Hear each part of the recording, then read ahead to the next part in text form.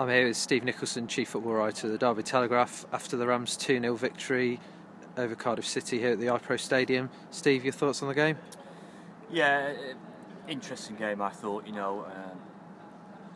kind of divided into the two halves with Derby's performance. First half, saw a lot of the ball. They worked the goalkeeper, Marshall, who's a top goalkeeper, by the way. They worked him. But in a way, Cardiff set up, the way they set up, it stifled Derby. That was no surprise. You've got to give Cardiff some credit. They were, I think they'd lost just one of the previous 8 games. They conceded 1 goal in the previous 6 games, which is a fantastic defensive record. And actually, they probably had the best chance of the first half when Kenwyne Jones put Noon in, and his shot was well saved by Scott Carson. So even though Derby were on top, Cardiff was still very much in the game, and there was probably one or few fans kind of thinking, well, we should be doing better than this, but it was very important to remain patient. Derby had to remain patient. They had to try and keep the ball, and what they needed to do second half, and which they did, they needed to move the ball quicker. They needed to stay confident.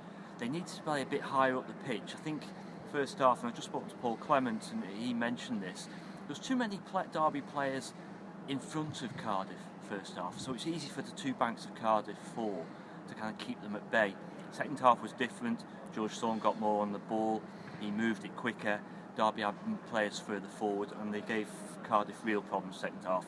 Totally dominant second half. Derby fully deserved to win.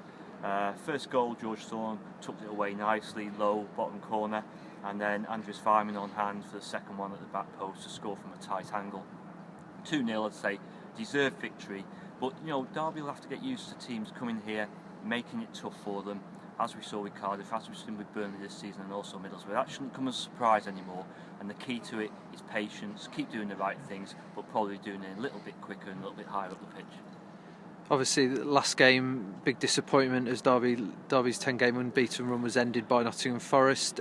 Were you pleased with the response from them today? Yeah, I think that's another key point, really, because that was the low point, losing to Forest. The performance from Derby was well below par. And they had 2 weeks to stew on that result, and everyone had 2 weeks, like myself, to dissect it and pick holes in it and all that type of thing.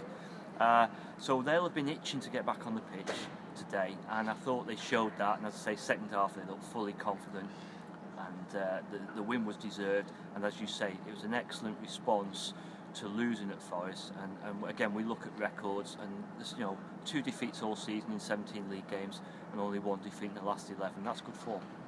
We saw Cyrus Christie hobble off with an injury in the closing stages. Any news on that?